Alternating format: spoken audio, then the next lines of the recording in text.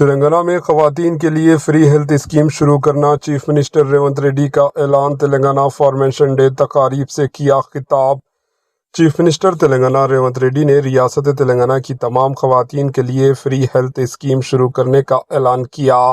سکندرآباد کے parade ground میں تلنگانہ کی یوم تاسیس تلنگانہ فارمیشن ڈے تقاریب سے خطاب کرتے ہوئے انہوں نے کہا کہ تلنگانہ کی تشکیل کے 10 سال کے باوجود عوام کی توقعات پوری نہیں ہو سکی۔ انہوں نے کہا کہ عوام نے ایک دہائی کے اقتدار کو مسترد کر دیا، عوامی حکومت کو اقتدار میں لایا۔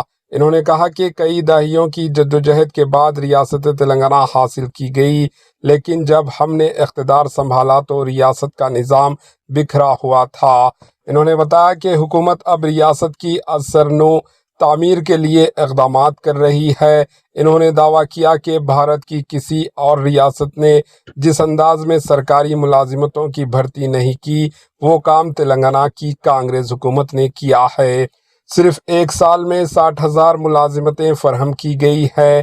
سرمایہ کاروں کے ذریعے 1 لاکھ افراد کو براہ راست روزگار کے موقع فراہم کیے گئے ہیں۔